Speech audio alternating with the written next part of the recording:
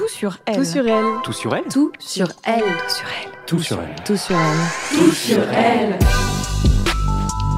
Bienvenue dans Tout sur elle, un podcast sur la santé physique, mentale et sociale des femmes, pour les femmes et celles et ceux qui les entourent.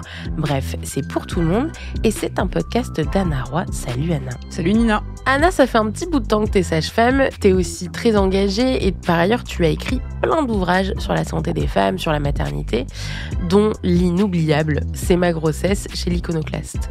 Aujourd'hui, on a eu envie de parler de sexe pendant une période bien particulière, celle de la grossesse, parce qu'en fait les gens ont peur, Anna, d'accord ? Les gens ont très très peur. Et il y a plein de fausses infos qui circulent malheureusement. Donc il est l'heure de ressortir notre vrai ou faux. Vrai ou faux, il y a 3 périodes pour la libido pendant la grossesse. Au début, non, pas envie. Au 2e trimestre, wouh, c'est la fête du slip.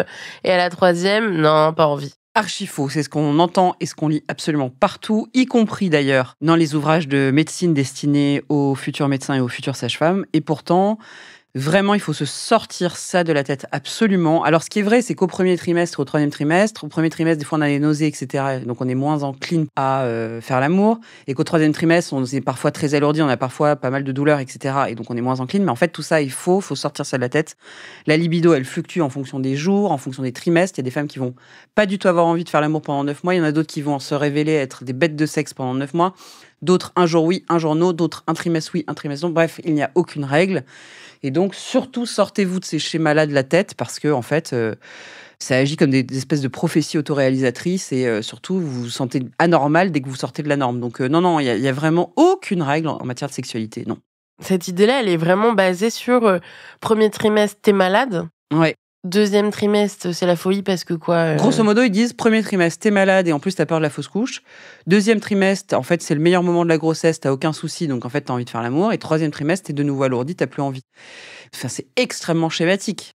La sexualité des féminines, vraiment, on lui plaque des idées préconçues et qui sont vraiment très nocives pour les femmes parce que dès qu'elles sortent de la norme, elles se sentent anormales et elles se culpabilisent. Donc vraiment, sortez-vous ça de la tête, vous verrez bien. Mais en tout cas, aucune culpabilisation à avoir. Ce qui est sûr, c'est que la grossesse peut jouer sur la libido et la faire fluctuer dans un sens ou dans un autre.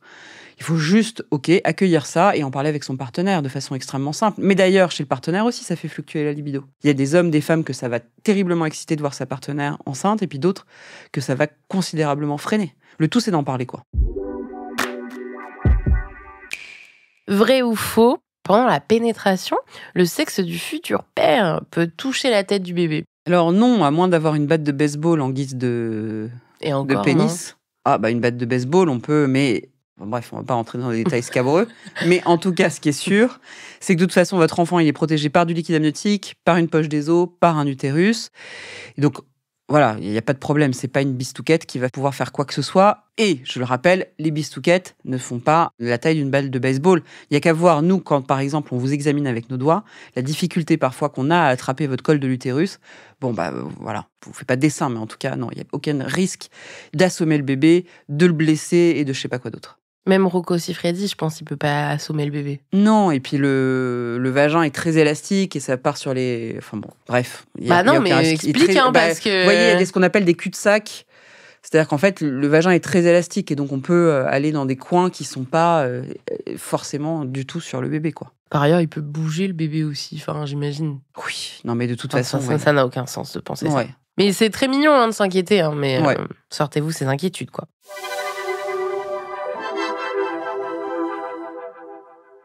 Vrai ou faux, le sexe pendant la grossesse peut donner des fausses couches. Alors ça, c'est vraiment faux, faut le retenir, et heureusement. C'est vrai que le sexe peut être contre-indiqué chez certaines femmes, pour certains types de grossesse, souvent très compliqués, mais ne vous inquiétez pas, parce que quand le sexe est contre-indiqué, la sage-femme ou le médecin va vous le dire. Il va vous dire, voilà, là, il y a un placenta prévia qui saigne, donc c'est un placenta qui est mal placé, qui saigne. Là, on estime que c'est pas terrible. Enfin, il y a des situations assez rares où on va contre-indiquer le sexe, mais souvent, et je tiens à le rappeler, ce qu'on contre-indique, c'est le sexe avec pénétration. Après, le sexe sans pénétration reste évidemment possible. Vrai ou faux, le sexe peut déclencher l'accouchement. Le sexe avec pénétration, encore une fois. Alors, pour qu'il déclenche l'accouchement, on appelle ça le déclenchement à l'italienne et dans tous les autres pays du monde, on appelle ça le déclenchement à la française. Cocorico. Je tiens toujours à donner cette information qui me fait beaucoup rire. Bref, En tout cas, ce qui est sûr, c'est que pour qu'il y ait peut-être un déclenchement, il faut qu'il y ait un rapport sexuel avec pénétration et avec éjaculation. Et avec orgasme, ça fait 3 conditions. Éjaculation, pourquoi ? Parce que dans le sperme, il y a des prostaglandines. Et des prostaglandines, ça peut déclencher l'accouchement à condition que le col soit réceptif à la fin. Pourquoi un orgasme ? Parce que l'orgasme fait sécréter de l'ocytocine et que l'ocytocine, ça fait des contractions d'utérus. Donc c'est 2 conditions préalables. Mais malgré ça, ça marche pas, toujours. Mais est-ce qu'il y a des gens qui arrivent à la maternité et qui vous disent ça s'est déclenché Alors voilà, comment on fait pour le vérifier ? Nous, on n'a pas d'études scientifiques oui. réelles justes, mais en tout cas, ce qui est sûr, c'est qu'il y a des couples qui arrivent. Je ne vous fais pas de détails, ce qu'on retrouve sur nos doigtiers, mais en tout cas, les gens arrivent en ayant fait l'amour et ils nous disent, bah voilà, c'est ça qui a marché. Très bien. Peut-être bien que oui, peut-être bien que non, j'en sais rien. Et au fond, en tout cas, si vous voulez essayer, il n'y a pas de mal à se faire du bien, donc allez-y. Mais c'est vraiment un truc que les gens disent en arrivant à la maternité ? Ah oui, il y en a qui disent, oui, oui. Oui, parce qu'ils sont gênés. Parce que les femmes, elles savent qu'on va les examiner. Je pense que c'est ça. Ok. Alors que vraiment, il n'y a pas de gêne. Hein. Oh là là, si vous saviez ce qu'on retrouve, nous. Non, mais je veux dire, voilà. J'ai l'impression que c'est un truc dont on peut tout sortir. T'es magicienne. 3 casseroles, 4 poils. Il y a des foulards, là. Et hop, un lapin.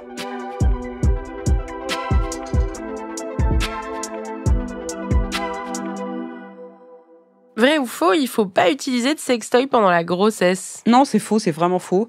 On peut utiliser des sextoys, ma seule réserve viendrait du fait que souvent, je trouve que les gens ne sont pas très très propres avec leurs sextoys. Ça, c'est Nina va encore dire que je suis germophobe.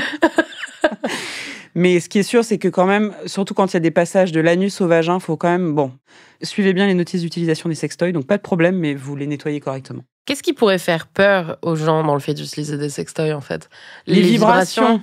Les vibrations, jusqu'à preuve du contraire, on n'a pas montré que ça avait aucune incidence sur la grossesse. Et la pénétration, c'est la même qu'avec un sexe d'homme, hein, donc pas de problème. Ou des doigts. Pas de problème aussi, d'ailleurs, je ne l'ai pas dit, pour se masturber. Il n'y a aucune contre-indication. Au contraire, la masturbation fait un bien fou. Il n'y a aucun problème pour se masturber. Donc, les orgasmes, c'est positif dans la grossesse ? Tout à fait. Alors, souvent, les femmes elles disent « Ah oui, mais j'ai une petite contraction réflexe après, derrière et tout. » Mais c'est normal, parce qu'en fait, vous avez sécrété de l'ocytocine et donc ça fait une petite contraction réflexe, mais c'est pas du tout dangereux. Et est-ce que ça peut aider aussi peut-être à se détendre ou je sais pas, contre les douleurs Ah mais oui, non, mais de toute façon, les bienfaits de l'orgasme ont été maintes et maintes fois reconnus. Donc, enceinte, pas enceinte, jouissez. Si vous en avez envie. Vrai ou faux, il y a des positions recommandées pour faire l'amour quand on est enceinte. Il y a même des Kamasutra entiers qui y sont consacrés. Ouh, ça souffle fort. Ouais, flemme. Un gros Mistral. Non, alors là, vraiment... si ça vous amuse de regarder un Kamasutra de la grossesse, faites-le.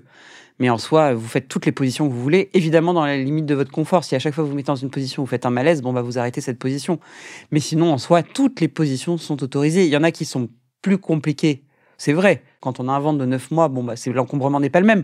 Et encore que, on peut faire vraiment, vraiment beaucoup de choses. Vrai ou faux, la grossesse, c'est une période où il y a des traumatismes sexuels qui peuvent ressortir ? Oui, c'est vrai. On peut avoir été victime d'agressions sexuelles, de viols, etc., d'inceste et tout ça. Enfin, ça peut être un moment où, effectivement, ça va ressurgir. Donc là, très important de se faire accompagner. Qu'est-ce qu'on peut aller voir ? Médecin, sage-femme, professionnel de la santé mentale.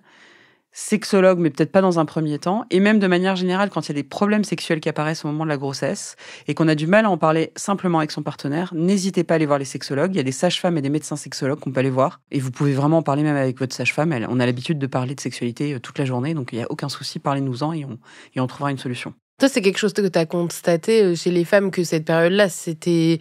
je sais pas, un miroir déformant ou grossissant ou des moments où on fait un peu des points sur soi et ça fait ressortir des choses. Oui, la grossesse et l'accouchement, le postpartum, c'est des moments où ce qu'on avait enfoui sous le tapis ressort du tapis. Et donc, tout type de trauma, tout type d'histoire douloureuse. Donc, c'est vrai que c'est des moments, il peut y avoir pas mal de remaniements psychiques et où on se sent parfois très, très déstabilisé. Ça, c'est vrai. On en a déjà parlé et on pourra en reparler si besoin. Après la grossesse, une fois qu'on a accouché, il y a un petit délai à respecter avant de refaire l'amour. Non, absolument pas. La littérature scientifique ne dit rien. Toutefois, il faut du bon sens. Moi, tant que vous avez des points, tant que vous avez des agrafes, je conseille de différer. Mais en fait, vous reprenez la sexualité quand vous en avez envie. Et je le rappelle, la sexualité, ce n'est pas que de la pénétration. Et donc, en fait, la sexualité peut être prise dès 1 heure après l'accouchement, en réalité. Mais effectivement, une sexualité pénétrative, des fois, il faut savoir attendre plus longtemps. Parfois de l'ordre de quelques semaines. Ça dépend vraiment des couples. Ne vous enfermez pas là encore dans un schéma ou dans des idées préconçues. Merci Anna, merci pour ces conseils et on vous retrouve la semaine prochaine. Tout sur elle est un podcast d'Anna Roy, présenté par Nina Pareja, produit et réalisé par Slate Podcast. À la production éditoriale, Nina Pareja, à la réalisation et au montage, Johanna Lalonde. La musique est signée Johanna Lalonde et Victor Benamou.